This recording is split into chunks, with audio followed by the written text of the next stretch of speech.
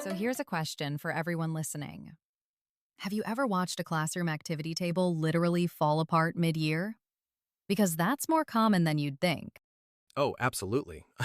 I've seen it firsthand. One year, we had this sensory table that looked great in August. And by November, the legs were wobbly, the surface was peeling, and we had to pull it out of rotation. Kids were disappointed, and we lost a major learning center. That's such a frustrating scenario. And it really speaks to what we're tackling today.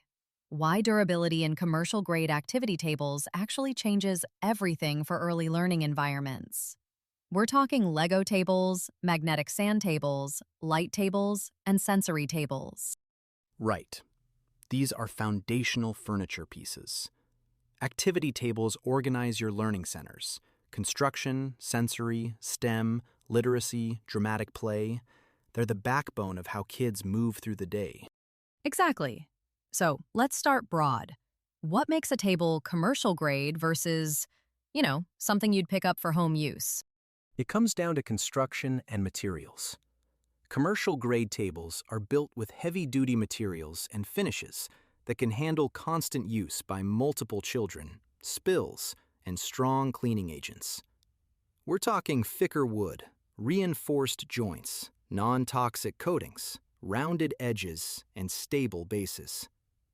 Residential tables just aren't designed for that kind of daily wear. Makes sense.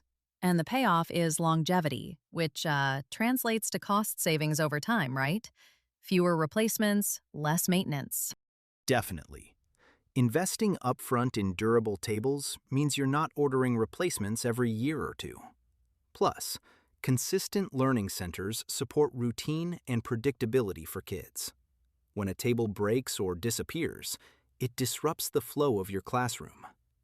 I had a colleague who actually duct taped a broken table leg back together mid-morning because she couldn't lose that center. And it became this running joke for the rest of the semester. Duct tape, the unofficial MVP of underfunded classrooms. Right?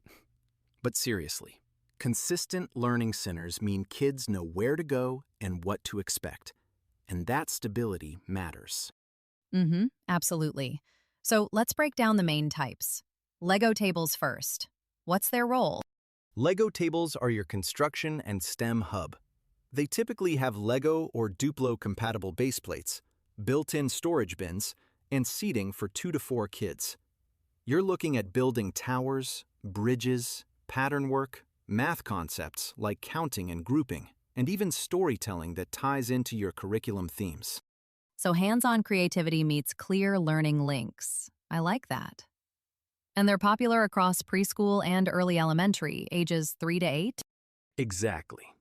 Next up, magnetic sand tables. These are a bit different. Wooden frame, clear acrylic top, fine sand and magnetic shapes sealed inside. Kids use magnetic wands or handles underneath to move pieces, investigate magnetic force, create paths and pictures. And those are low mess, which I imagine is a big win for educators. Oh, huge. They're visually engaging, support cooperative play and turn-taking, and you're dealing with zero sand spills. You see them in early learning centers, libraries, even waiting rooms. That point about heavy-duty construction and zero sand spills sets up our next piece: how placement and layout matter. But first, a quick word from our sponsor. At Little People's Cove, we help preschools, daycare centers, Head Start programs, and early childhood classrooms find commercial-grade sensory play products designed for active daily use. Our collection includes sensory wall panels, classroom activity centers, bead mazes, magnetic games, light tables, and hands-on learning toys built for durability, safety, and easy cleaning. Find the full range at www.littlepeoplescove.com. Picking up on heavy-duty construction, how do you decide where to place these tables in your classroom layout? Great question. You want to balance noise, supervision sightlines, and clean up logistics. For example, sensory tables, your open-ended discovery stations with sand, water, rice, beans. Those should go near easy, clean flooring, and ideally close to a sink if you have one. Because they're medium to high mess. Right. Light tables, on the other hand, are low mess and quieter. They use LED or fluorescent backlit acrylic tops, often with adjustable brightness. And kids investigate color mixing, patterning, tracing, and science investigations with translucent blocks, letters, or natural materials. So you might place a light table in a calmer corner, maybe near your literacy or investigation center. Exactly. Now, many educators also use standard activity tables in a flexible way, rotating the setup based on curriculum themes. Transportation Week, you set up trains and road mats. Ocean Week, you bring in sea animals. These themed setups work on any sturdy activity table and can shift location as needed. I see. That's really smart. And your Lego tables and magnetic sand tables can handle a bit more noise and activity. So placing them together or near your block area creates a natural construction zone where kids can collaborate and problem solve. You know, I'm thinking about how these different table types hit different skills. Let's recap that for our listeners. Lego tables cover construction, STEM, fine motor skills, math, and storytelling. Magnetic sand tables focus on magnets, patterns, and cooperative play. Light tables support visual sensory discovery, color mixing, and science. And general sensory tables offer open-ended tactile investigation. That's a perfect summary. Together, they support fine motor development, problem solving, creativity, focus, and independent learning. And when they're durable, they keep delivering those benefits day after day without breaking down or becoming unsafe. Durability means reliability. Reliability means consistency for your kids. Which brings us back to safety. Durable construction prevents wear and tear that could lead to splinters, sharp edges, or instability.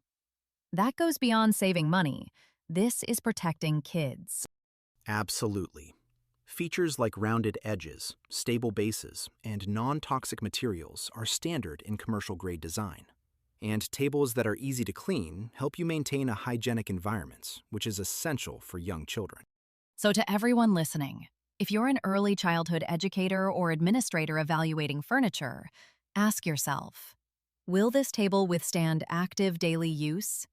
Can it handle spills and frequent cleaning? Does it meet safety standards? Because durability isn't a luxury, it's a necessity. And it creates organized, inviting spaces that inspire curiosity and collaboration. When your tables last, your learning centers stay consistent, and kids thrive in that stability. That's the takeaway. Durability changes everything, from cost savings to learning outcomes to classroom safety. Thanks for walking us through this today. My pleasure. This is such an important conversation for anyone working in early childhood education.